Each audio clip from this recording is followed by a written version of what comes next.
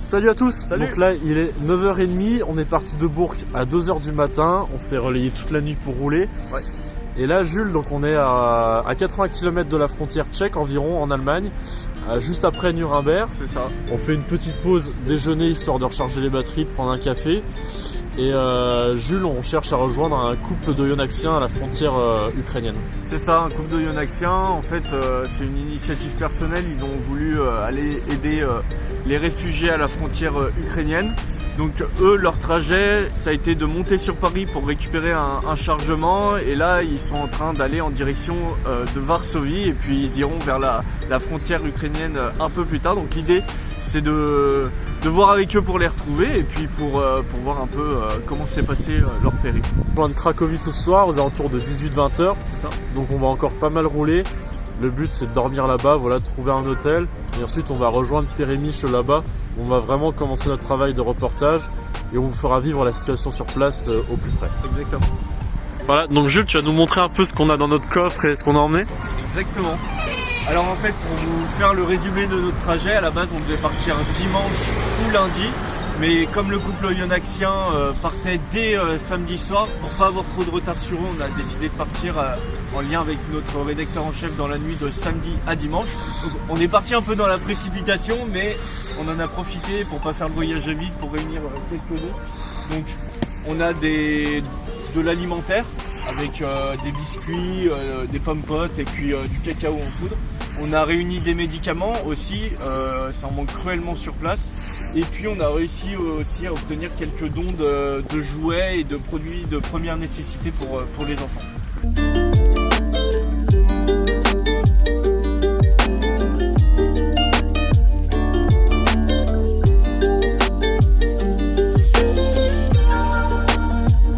Là on est toujours en route pour la Pologne.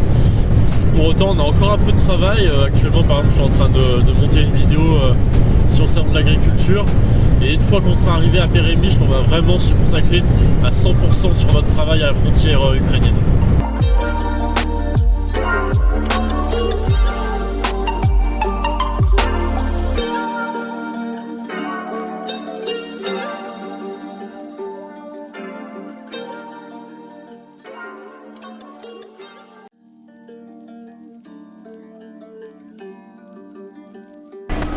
On est pas bien là?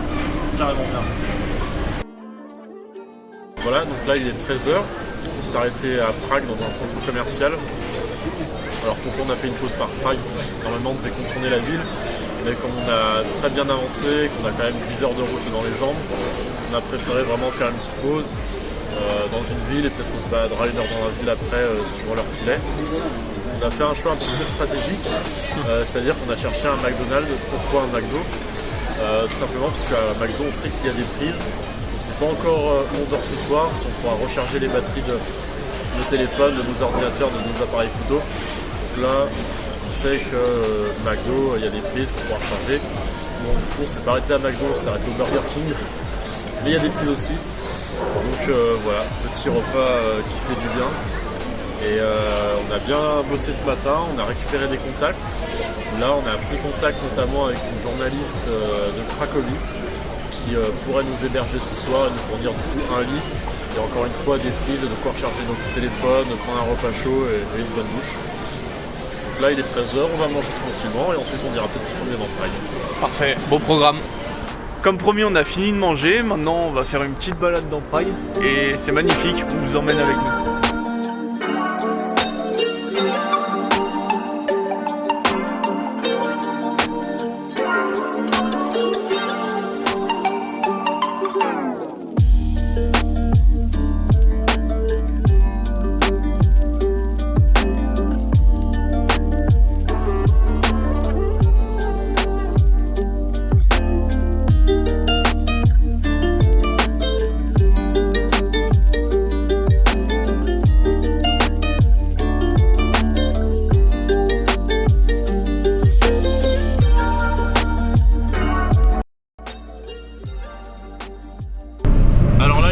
est environ 4h15.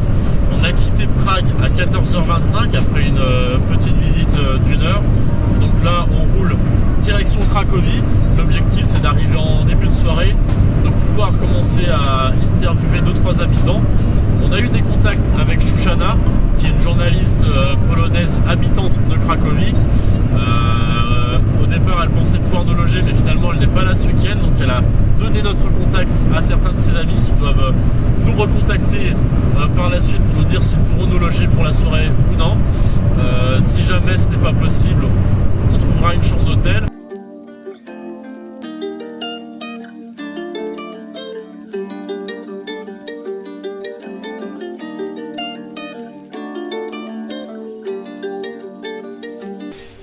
Voilà, donc là il est environ 22h15, ça fait un petit moment qu'on vous a laissé.